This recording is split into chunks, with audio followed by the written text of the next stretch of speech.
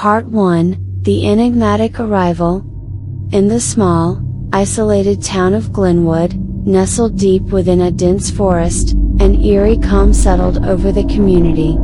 But beneath the serene facade, there existed a palpable unease that had been growing ever since Mr. Thorne, the new school teacher, arrived. Tall and wiry, Mr. Thorne had an otherworldly air about him. His eyes were an unsettling shade of obsidian, devoid of emotion, and his voice carried a certain resonance that sent shivers down the spines of those who heard it. Despite these unsettling traits, the townspeople couldn't deny that he was a highly effective teacher. The children in his class excelled, their minds seemingly awakened by an unseen force.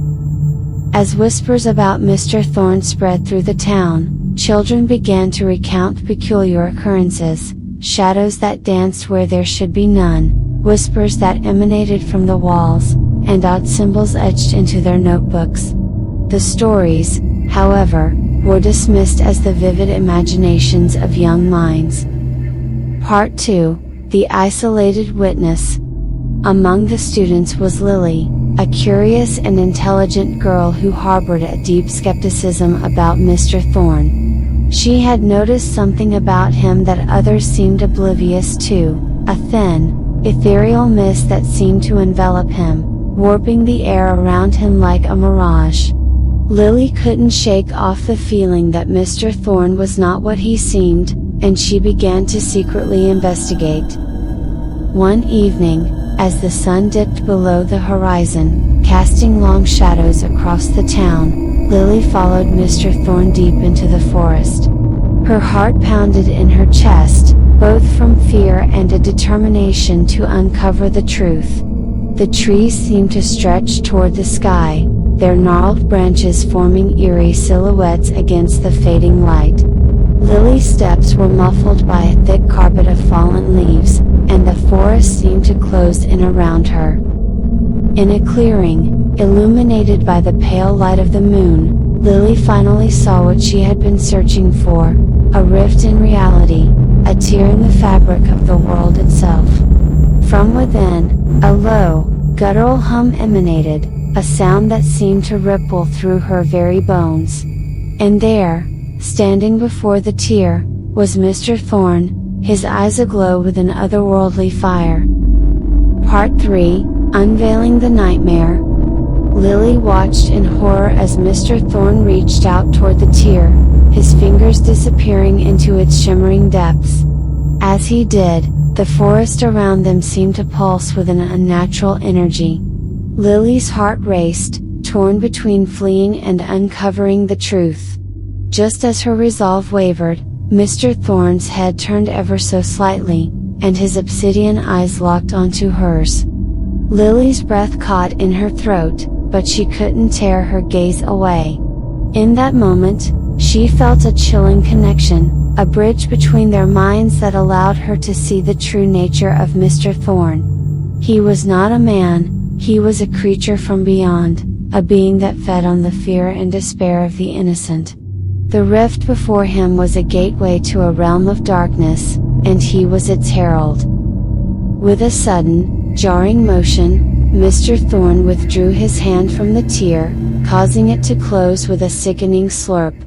The forest seemed to exhale, and the unearthly hum ceased. Lily stumbled back, her mind racing with terror and disbelief. She turned and fled through the trees, the distant wails of some unseen horror echoing in her ears. Part 4, The Unbelievable Revelation. Lily's frantic story fell on deaf ears. Her parents dismissed her account as a nightmare, and her friends chalked it up to an overactive imagination. Even the town's adults refused to believe her, believing that she was merely trying to undermine the respected teacher.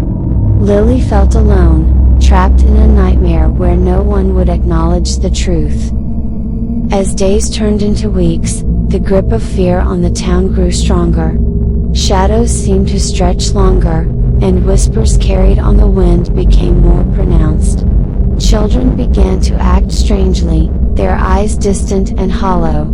The townspeople could no longer deny that something was deeply wrong. One evening, as the town gathered for a community event, the ground trembled beneath their feet. A deep, guttural growl rumbled through the air, and the night sky was rent asunder by a tear, much larger and more sinister than the one Lily had witnessed. From within poured forth a miasma of darkness, twisting and writhing like a living entity. Part 5, Confronting the Abyss. In the chaos that followed, Lily knew she couldn't run from the truth any longer. Armed with the knowledge she had gleaned, she confronted her parents and rallied a group of her friends to her cause. As the rift in the sky grew wider, threatening to engulf the town in its malevolent grasp, they approached Mr. Thorne, determined to expose him for what he truly was. With a sinister smile, Mr. Thorne revealed his monstrous form, a nightmarish amalgamation of shadows and tendrils, eyes gleaming with insatiable hunger. His voice resonated with a chilling melody, promising power and eternal darkness to those who submitted. But Lily and her allies stood firm, their courage bolstered by a newfound unity. In a climactic battle between light and darkness, Lily's group used symbols and incantations they had uncovered to weaken Mr. Thorne's grasp on their reality. The ground shook, reality itself seemed to fracture, and the very fabric of the town hung in the balance. With a final, desperate effort, Lily stepped forward, her voice clear and strong as she chanted a counter-incantation. The skies roared in response, and a blinding light pierced through the darkness, consuming Mr. Thorne in a blaze of searing energy. The rift in the sky began to close, the miasma retreating like a defeated foe. The town was saved, but at a cost. Lily's voice was forever lost, her sacrifice echoing through time. Epilogue, a lingering whisper.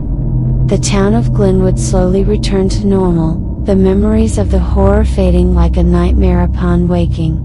Lily became a legend, her story whispered around campfires as a cautionary tale. The school teacher, Mr. Thorne, was but a memory, erased from existence.